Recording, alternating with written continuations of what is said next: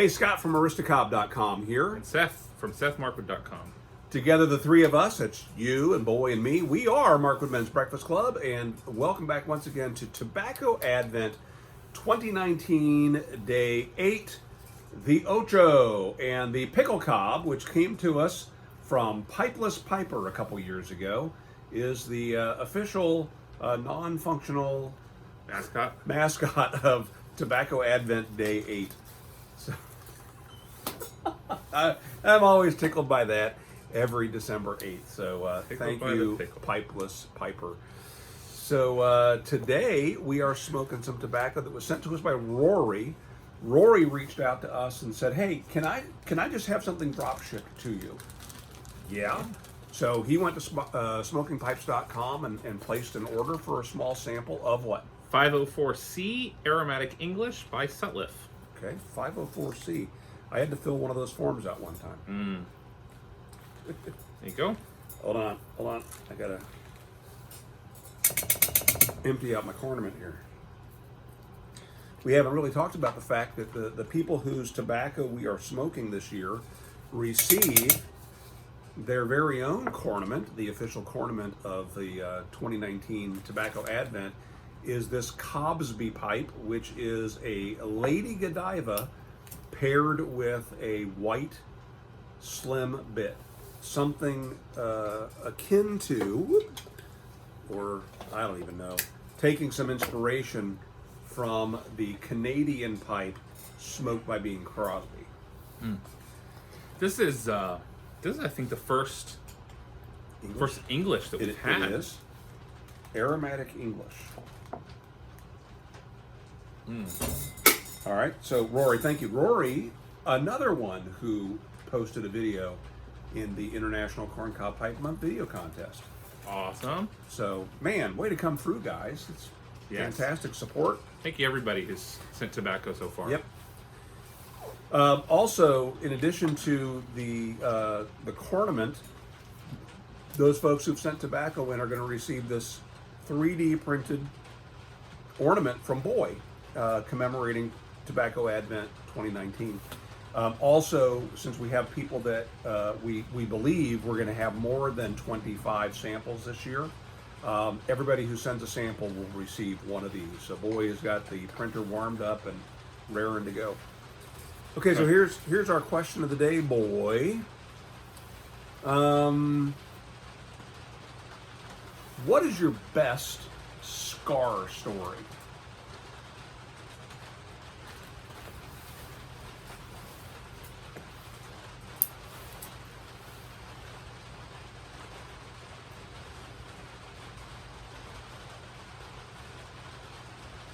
Best scar story.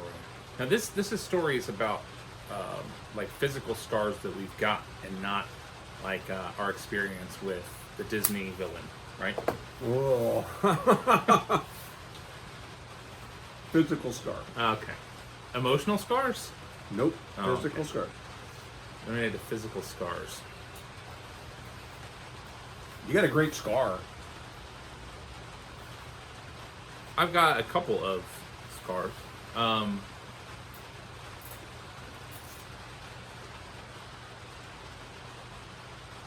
Yeah. I'm trying to think if I have any others that have better stories attached, though. Well, you could tell that story, but in a better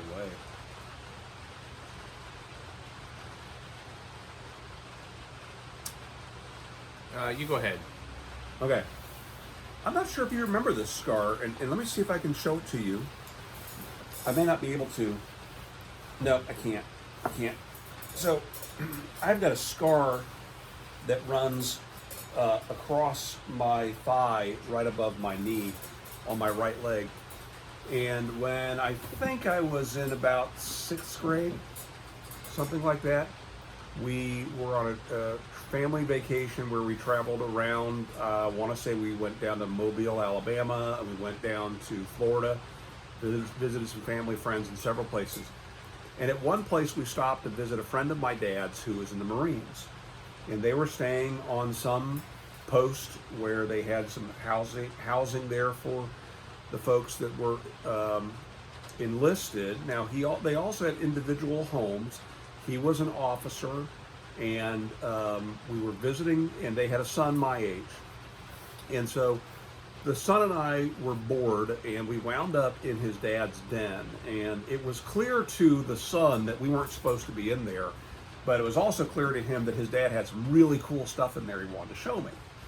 And one of the things he had on the wall was he had a couple swords, and they were cross swords that were on display, and he took one down, and we were looking at it, and it was pretty, and maybe it was a sword that he would wear with his dress uniform or something. Okay. But all I know is this.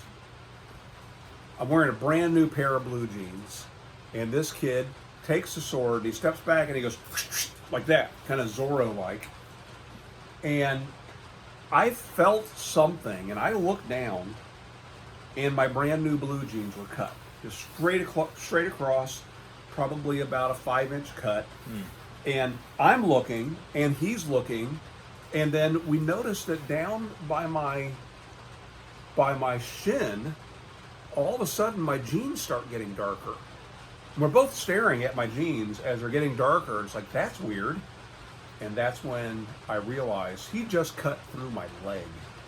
And we quickly put the sword away, ran outside while we kind of collected ourselves, came up with a quick story, and then came back inside the house.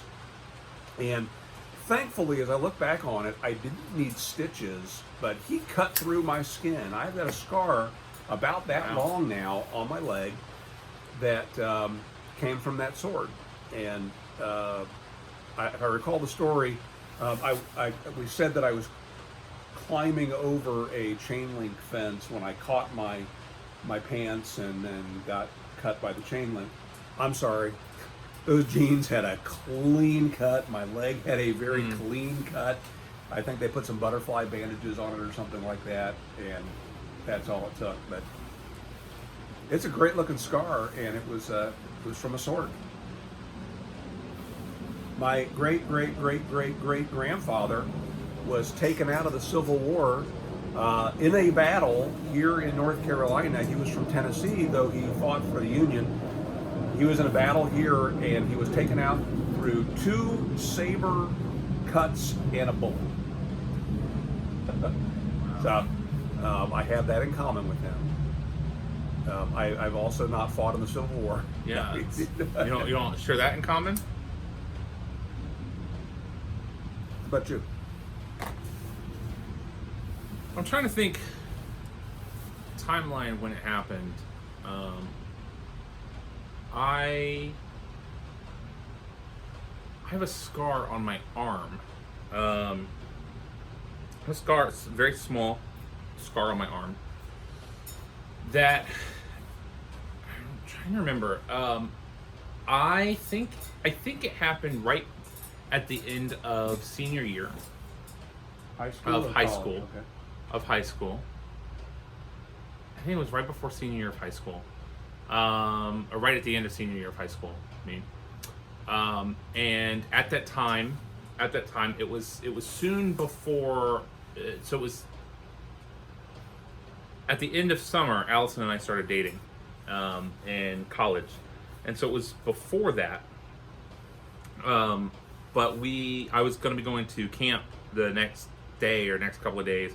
Wasn't going to get to see her. Also, we were at different schools, and well, it was irrelevant at that time. But basically, in my senior year of high school, I went to my old high school and was part of the choir there. And so I was able to sing in the choir just by showing up a couple of times.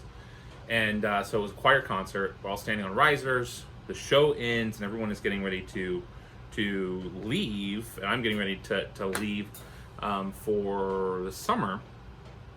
And so Allison is going off this way, and I'm trying to kind of hunt her down and say goodbye, and tripped off of the edge of the riser and sprained my ankle, twisted my ankle, and cut through my shirt, through my like white button down sleeve choir shirt, cut my arm.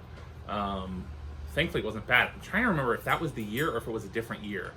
but definitely fell off of the riser, tripped. Didn't get to see her because she didn't notice. She left. One of my other friends was there because I don't think even you guys were there at that time. I remember that. And so I'm like just sitting on the edge of the riser, ankle out. hurting, bleeding. You know, my friend's there. He's like, "Are you okay?" I'm like, "Yeah, it's fine." That probably is the stupidest scar. So I've got a couple of scars. I've got a scar that has actually happened twice. I've broken my femur twice and had major surgeries both times. Basically, just being having brittle bones. Kind of fell over and then fell over and broke my leg. And then the other scars that I have that are a bit more pronounced because they're not hidden by clothes are I've got one on my left knee from 2 years ago, slipped on some black ice and landed straight on my knee and scraped the snot out of it. Oh, you know what? I know the best scar. Sorry, that one's fresh in my mind because just last week I tripped, was at a convention, stepped off of a curb, sprained my ankle, and landed on my other knee. Should have ripped my pants up from the scar that I have, but that did not happen. So I now have matching Good knee pants. scars. Yeah, I have matching knee scars. Probably the most interesting scar that I have. I've got a very small, not very pronounced scar on the top of my shin. We took a road trip to Colorado from here as a family. This was 4 or 5 years ago. Ender was maybe 6 years ago. Ender was small. He was the only one we had, the only kid we had at the time. And we took a long journey, multiple days to get there, multiple days back, did a whole lot of sightseeing. And one of the places we went to was Marceline. Where's Marceline? Missouri, I think. Yeah. It's where Walt Disney's from. Or hometown of Walt Disney. We go to a farmhouse, which is his hometown, one of the places where he was a kid. And Where the witching tree was? in the walk from the car to the farmhouse and back, you're walking through kind of thick brush. In that journey, I got a tick on my leg. And in the car, I've dealt with a ton of ticks before, not a big deal. I pull the tick off, but what is not supposed to happen happens. The head gets lodged in. Fine. Use some tweezers, get the head out. Pretty sure one of the pinchers was stuck in there. It's fine. No big deal. What could happen? Right. I had swelling, huge swelling in a ring that kind of expanded for a while. Now it wasn't Lyme disease. It was very clearly not that. But it ended up scarring. Well, it turns out it was a Lone Star tick, and Lone Star ticks have come to prominence in the last couple of years because they're the tick that if they bite you, there's a strong possibility you will become allergic to red meat and vomit and a whole bunch of stuff. We know several people I'm allergic to vomit. Yeah, we know several people that have this Yeah. now. And so I was actually more scared of becoming allergic to steak than of getting Lyme disease. But yeah, thankfully that did not happen. But yeah, I've got a stupid scar from a stupid little tick on my knee because we had to go and visit Walt Disney's farmhouse. I stayed in the car, if you remember that. I stayed in the car. Sounds right. My knees were hurting, so I stayed in the car during that leg hop. All right, well, what's your best scar story? Tell it down below, or better yet, shoot a video and leave a link to that video down below. Hope that you are enjoying Tobacco Advent Day 8 as much as we are, and will join us again for Day 9. What do you think of this tobacco? I am enjoying the Englishness of it. You? It's not bad. You know, for an English. I mean, English It's an aromatic. aromatic English. What about it makes it aromatic, though? It is definitely English. It has something added to it. There's Yeah. some topping, some casing, dressing, something. some casing, some Yeah. flavor. I like it. Rory, thank you. It ain't bad. Yep, thank you, Rory. Very thoughtful of you. And thank you for going out of your way to get that to us, right? Everybody went out of their way one way or another. That's right. And we're very, very grateful. All right, make it a great day, and we will see you again tomorrow. See ya.